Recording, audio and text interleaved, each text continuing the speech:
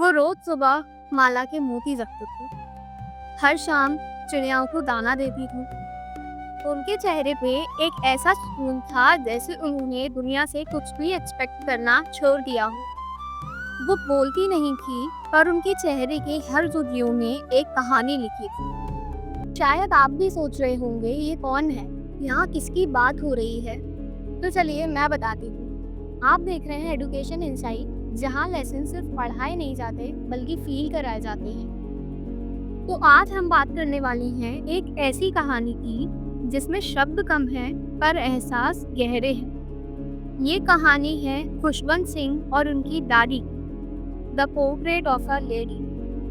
एक कहानी जहाँ एक दादी के हाथ की माला एक पोते के दिल तक पहुँच जाती और हर खामोशी एक दुआ बन जाती है। तो चलिए समझते हैं एक ऐसी कहानी को जहाँ एक दादी की मुस्कान एक पोते के लिए पूरे दिन का इनाम है। तो खुशवंत सिंह कहते हैं, मेरी दादी ने जिंदगी भर दुआएं दी और जब वो गई दुनिया चुप हो गई। उस दिन न चिड़ियाएं बोली, न हवा चली, जैसे पूरा आसमान शोक मना रहा हो। और उसी दिन खुशवंत सिंह को समझ आया, कुछ खामोशी भी दुआ होती है। The day silence spoke louder than words. हर कहानी में शोर नहीं होता, कुछ कहानियां खामोशी में लिखी जाती हैं।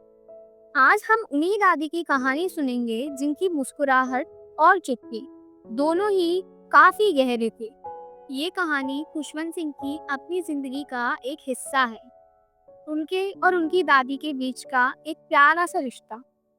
और इस रिश्ते के अंदर छुपा है एक इमोशन जो हर एक स्टूडेंट, हर एक फैमिली और हर एक दिल महसूस कर सकता है। A journey through love, silence and memories. कुछ सफर रास्तों से नहीं, रिश्तों से तय होते हैं।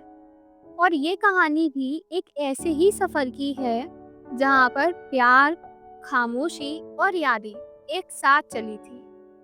हर पल एक नया एहसास था और हर एक नजर एक कहानी कह रही थी। दादी वो सिर्फ एक कैरेक्टर नहीं थी, वो एक फीलिंग थी खुशवंत सिंह के लिए।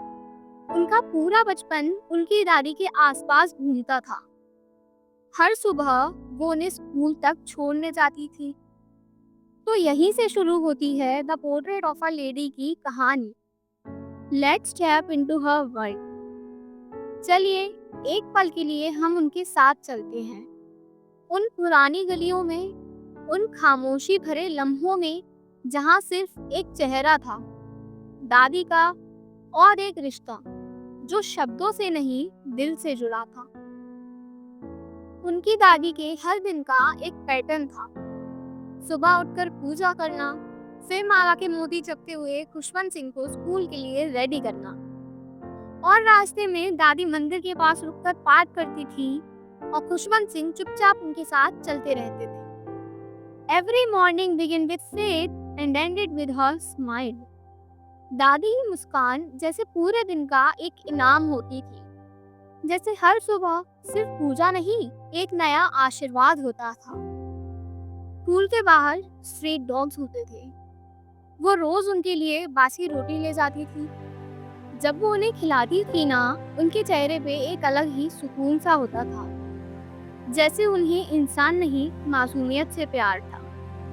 She found peace in feeding those who couldn't speak. उनके लिए दया कोई काम नहीं थी, वो तो उनके जीने का एक तरीका था। दादी के साथ गुजारा हर दिन खुशवंत सिंह को एक कहानी जैसा लगता था। लेकिन हर कहानी की तरह इस सुकून भरे सफर में भी एक मोड़ लिखा था, और कभी कभी दूरियां बिना आवाज के आ जाती हैं। But what happens when distance becomes silence forever? Every bond faces its silence before we even notice.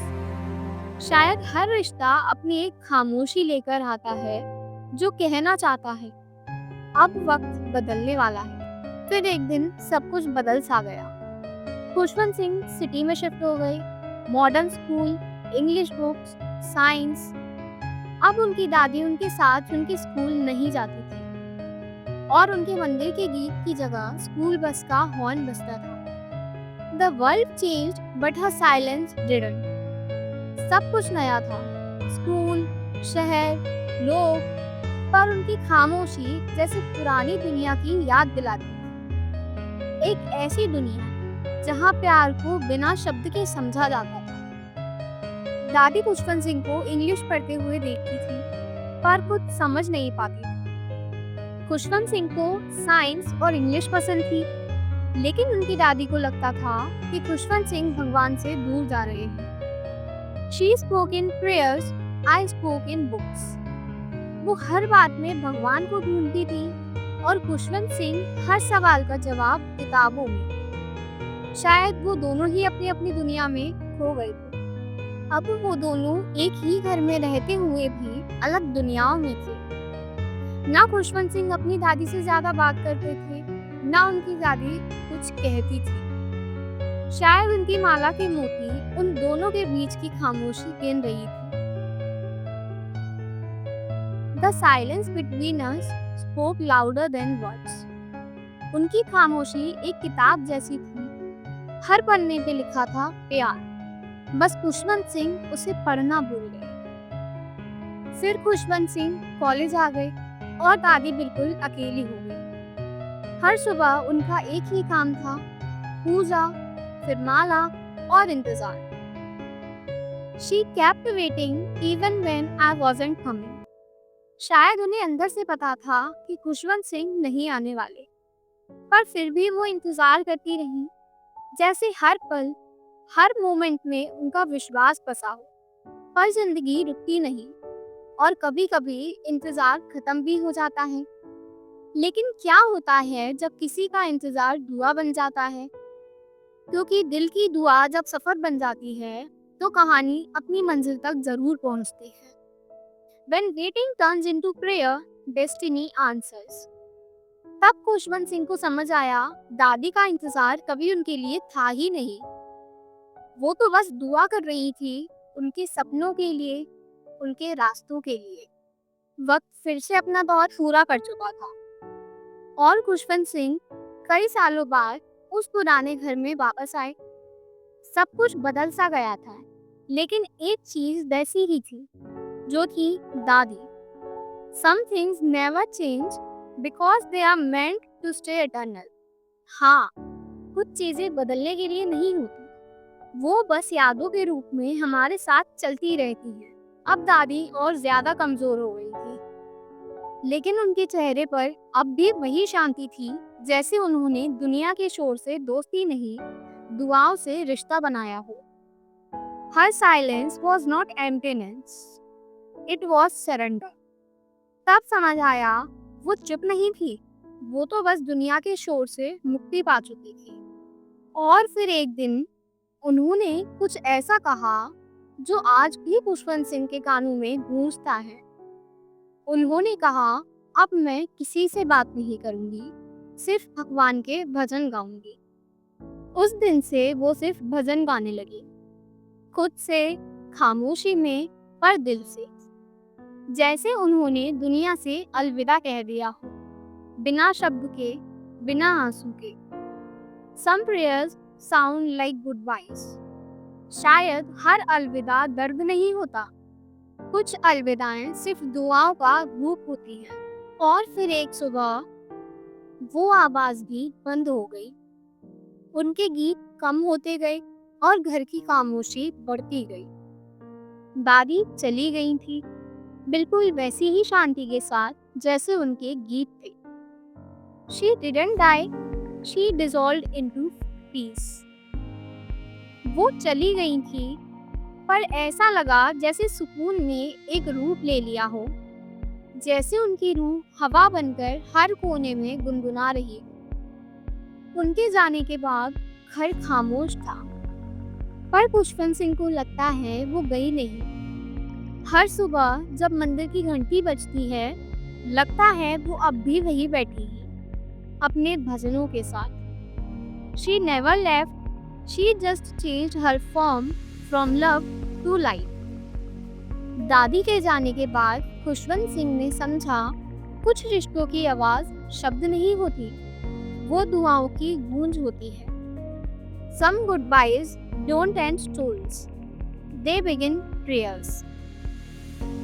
कभी बिछड़ना भी जरूरी होता है ताकि हम समझ सकें प्यार सिर्फ पास होने का नहीं, महसूस करने का नाम है। और शायद इसीलिए the portrait of a lady सिर्फ एक कहानी नहीं, एक याद है जो बताती है कि सच्चा प्यार शब्द नहीं मांगता, बस एक दुआ का सुकून चाहता है।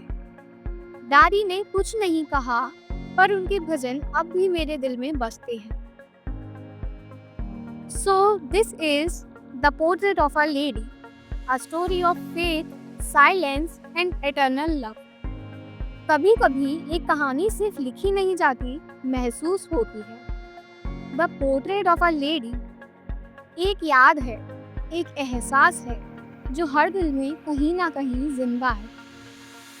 The Portrait of a Lady हमें सिखाती है कि प्यार, समर्पण और शांति कभी पुराने नहीं होते। और अगर तुम्हें भी कभी किसी की कमी महसूस हो तो आंखें बंद करना, शायद तुम्हें भी वो आवाज सुनाई दे।